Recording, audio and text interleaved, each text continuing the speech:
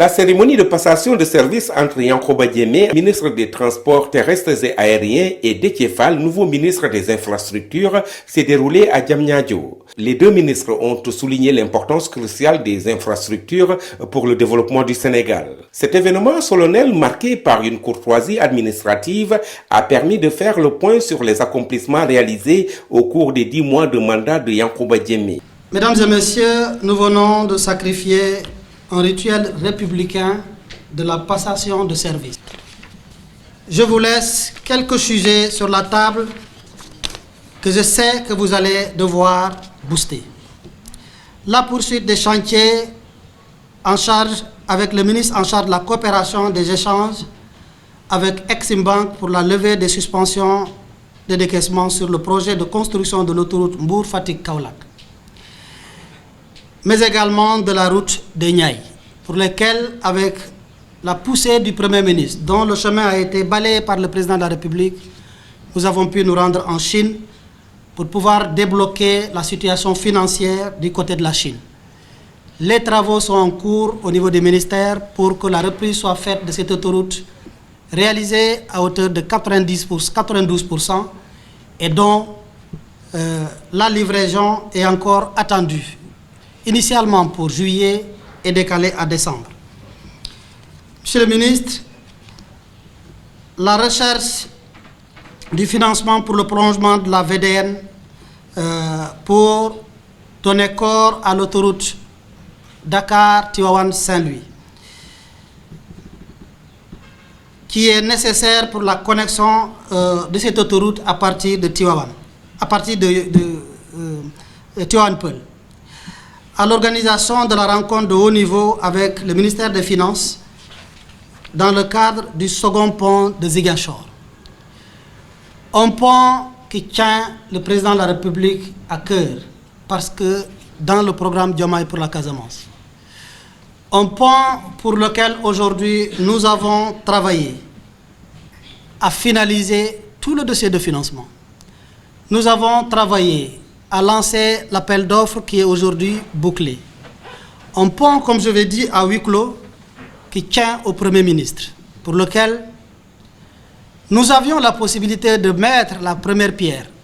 Mais comme le Premier ministre nous a dit dès le départ, il n'y aura pas de première pierre posée pour après qu'on dise aux entrepreneurs de démobiliser pour rentrer parce qu'il y a quelque chose qui n'est pas disponible. C'est la raison pour laquelle un acte majeur qui a été fait avec l'aide du Premier ministre. Oui, nous avons attribué ce marché pour un coût de 114 milliards, dont plus de 30 milliards dédiés aux travaux de reloucage de Ziguinchor et de voirie de Ziguinchor pour lui permettre d'être une ville merveilleuse. Monsieur le ministre, je vous laisse la réalisation du programme de voirie de Dakar, Diamniadio et Saly dans le cadre des Jeux Olympiques, toujours porté par Ageroute, mais également le suivi rapproché de la construction du pont de Rosso, que j'ai visité à 2 reprises avec les services, en collaboration avec mon collègue de la Mauritanie. Un pont tout aussi catalytique, mais il faut rappeler, pour le besoin du public, que les chantiers sont à l'arrêt depuis lors, parce qu'en réalité, aucun chantier n'aurait dû démarrer. Je tiens à le dire à votre décharge. Aucun chantier ne devait démarrer parce qu'aucun financement n'est bouclé dans les règles de l'art, aucune étude d'impact normale, sociale ou environnementale n'a été bouclée, mais comme on était à la veille de l'élection présidentielle, il fallait un autre agenda, différent de celui qui relève de l'avis des techniciens, qui ont dit non, mais l'autre a choisi pour dire oui. Monsieur le ministre, je termine sur la rubrique des chantiers par les aéroports régionaux, avec un programme qui était conçu initialement pour 5 aéroports dans la phase 1, dont Ziguinchor, Matam, Tamba, Kédougou et Saint-Louis. Aujourd'hui, l'aéroport de Saint-Louis est réalisé et livré. J'ai moi-même présidé le transfert à la SEGNA. Il y a quelques revoirs à faire, mais avec des difficultés sur la réalisation de l'aéroport de Matam qui est en cours difficultés que nous avons levées avec l'entreprise Transcon, qui est notre collaborateur tchèque. Mais l'aéroport de Ziguinchor, réalisé à hauteur de 70%, dont les travaux ont repris la semaine dernière, parce que nous avons travaillé à remettre dans la loi de finances rectificative le budget de 7 milliards nécessaire à la reprise des travaux pour une livraison attendue à décembre. Le ministre des Transports terrestres et aériens a rendu hommage aux différentes entités sous son autorité, notamment la Direction générale des infrastructures routières et le désenclavement, la Direction des infrastructures aéroportuaires, l'Agence des travaux et de gestion des routes, le Fonds d'entretien routier autonome, le Laboratoire national de référence du bâtiment et des travaux publics et le Centre de formation et de perfectionnement des travaux publics. Il a souligné les efforts de chacun pour renforcer la continuité territoriale et le désenclavement, tout en insistant sur l'importance du financement et de la qualité des infrastructures. En passant le flambeau des infrastructures à Déthié Fall, Yankoba Diémé a exprimé sa conviction que son successeur, fort de son expérience, saura donner une nouvelle dynamique et consolider les acquis. Il a aussi promis une collaboration étroite entre les deux ministères, rappelant que les enjeux liés aux infrastructures et aux transports sont indissociables.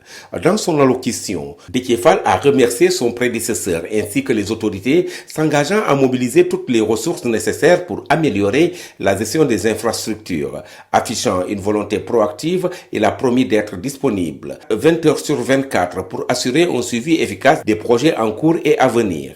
Il a également souligné la nécessité d'accélérer le rythme des chantiers, persuadé que l'ambition du Sénégal ne doit pas connaître une stagnation dans un monde en perpétuelle compétition. Et leur dire que nous ferons tout le nécessaire avec les équipes trouvées et celles également à trouver dans le département des infrastructures. Nous mobiliserons toutes les énergies pour répondre aux attentes dans la rigueur attendue, dans la transparence attendue, mais également dans cette célérité nettement définie. La tâche de se rendre disponible d'abord au moins 20 heures sur 24 sera assumée avec tous ceux qui sont dans ce département, parce que pour nous, c'est la conception qu'il faut pour faire avancer ce pays, surtout qu'on est en compétition dans ce monde et on ne peut pas être un cas isolé et avoir une marche isolée. Cette cérémonie de passation de service s'est ainsi révélée être un moment d'émotion et de détermination pour poursuivre le développement des infrastructures au Sénégal, reflet d'une volonté collective au service de la nation.